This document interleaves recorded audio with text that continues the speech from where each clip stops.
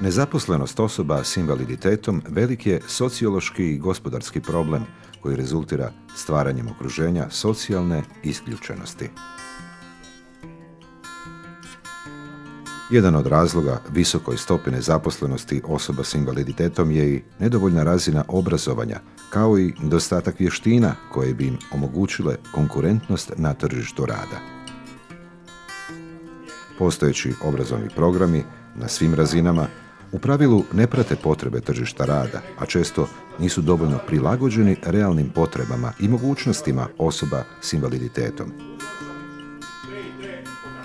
S ciljem jačanja kapaciteta osoba s invaliditetom za tržište rada, kao i pružanje podrške socijalnom uključivanju i zapošljavanju marginaliziranih skupina, Športski savez osoba s invaliditetom grada Rijeke, kao nositelj projekta i partner u projektu Hrvatski paraolimpijski odbor, pokrenuli su projekt pod nazivom Aktivosi.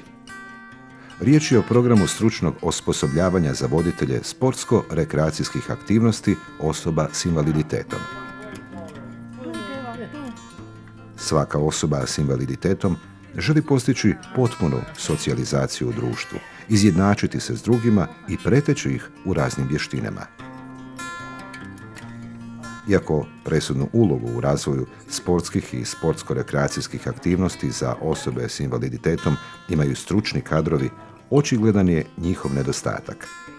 Stručni suradnici Hrvatskog paraolimpijskog odbora izradili su nastavni program osposobljavanja za poslove voditelja sportsko-rekreacijskih aktivnosti za osobe s invaliditetom.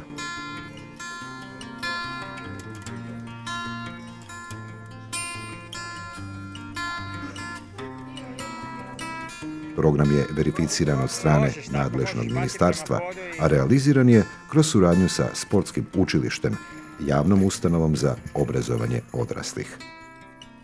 Edukacija je provedena na lokacijama u Rijeci i Zagrebu. Nastavu je pohađalo ukupno 30 polaznika, po 15 u svakoj skupini.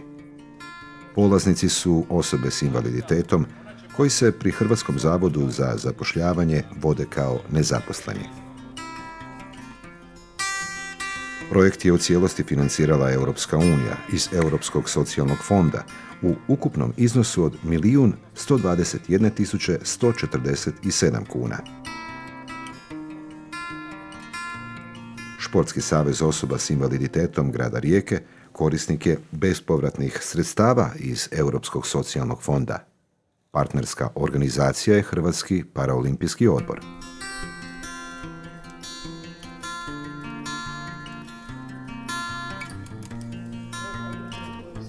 Projekt je bio prijavljen u sklopu poziva na natječaj podrška socijalnom uključivanju i zapošljavanju marginaliziranih skupina u okviru operativnog programa Učinkoviti ljudski potencijali od 2014. do 2020.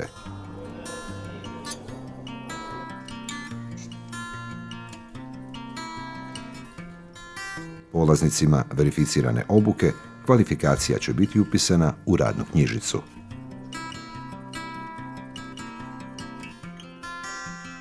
Nastavni plan i program realiziran je kroz redoviti oblik nastave, a obuhvaćao je teorijska predavanja, vježbe i praktičnu nastavu. U provedbi nastavnih sadržaja birane su one kineziološke aktivnosti koje najučinkovitije djeluju na razvoj motoričkih sposobnosti, usavršavanje motoričkih znanja, ali i na ukupno stanje zdravlja.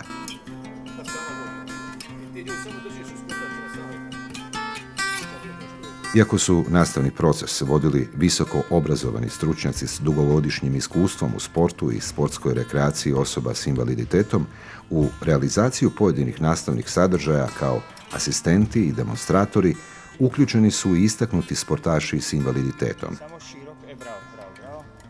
Njihov primjer i isticanje osobnih iskustava iz prakse pozitivno je utjecalo na razvoj motivacije svih sudionika u edukaciji. Kroz metodiku sportske rekreacije, kandidati su usvojili osnovna pravila i propozicije natjecanja obrađenih sportova. Dobili su informacije o osnovama funkcionalne klasifikacije, a važan dio ishoda učenja je savladavanje metodičkih principa usvajanja pojedinih elemenata, koristeći se analitičkom, sintetičkom i kombiniranom metodom podučavanja. Uz metode podučavanja posebna se pozornost posvetila organizacijskim oblicima rada kao i strukturi sata sportske rekreacije. U teorijskom i praktičnom dijelu nastave aktivno su sudjelovale i slijepe te slabovidne osobe.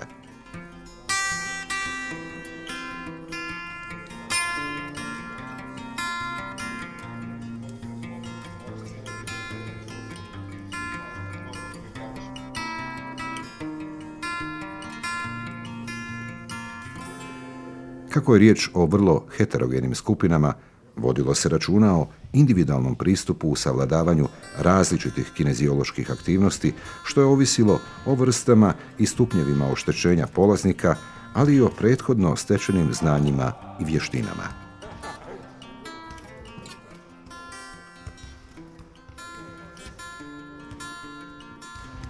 U svrhu povećanja konkurentnosti i zapošljivosti osoba s invaliditetom, provedena je i neformalna edukacija osoba s invaliditetom za stjecanje znanja i vještina iz područja informatike, odnosno rada na računalu, kako bi se i na ovaj način educirali za tražene poslove. Neformalna edukacija uključivala je i osposobljavanje osoba s invaliditetom za event management u sportu. Ovim putem polaznici su osposobljeni za organizaciju sportskih natjecanja i promociju sporta za osobe s invaliditetom.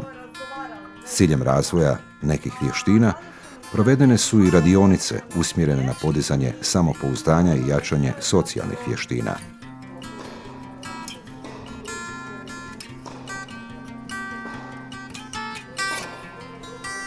Nakon sudjelovanja u projektu, polaznici će nastaviti suradnju sa lokalnim sportskim klubovima, Športskim savezom osoba s invaliditetom grada Rijeke, Savezom športova osoba s invaliditetom Primorsko-goranske županije i Hrvatskim paraolimpijskim odborom.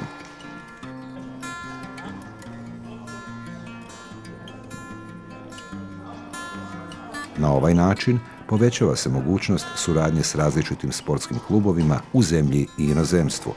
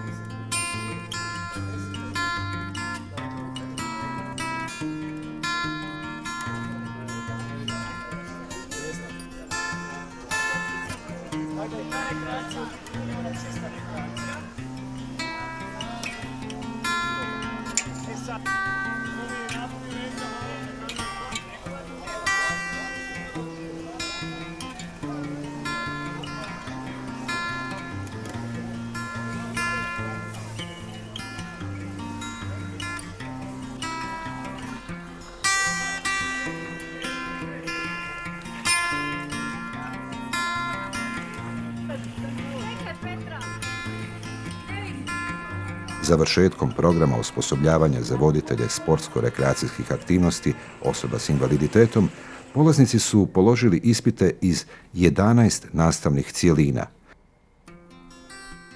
A prije polaganja završnog ispita imali su obvezu pripremiti prezentaciju seminarskog rada kao dio praktične nastave. Kompetencije koje su stekli omogućit će im obavljanje stručnih poslova u sportu sukladno pozitivnim zakonskim propisima. Osposobljeni su za provođenje procesa usvajanja osnovnih elemenata pojedinih sportova, primjenjujući početnu razinu znanja o kineziološkim principima rada, te poduci različitih sportsko-rekreacijskih aktivnosti osoba s invaliditetom. Jednako tako imaju mogućnost organizirati sat sportske rekreacije osoba s invaliditetom s ciljem optimalnog korištenja prostora i didaktičkih pomagala uz elementarno poznavanje principa teorije i metodike treninga, te provoditi plan i program povremenih i redovnih oblika vježbanja za ciljanu skupinu korisnika.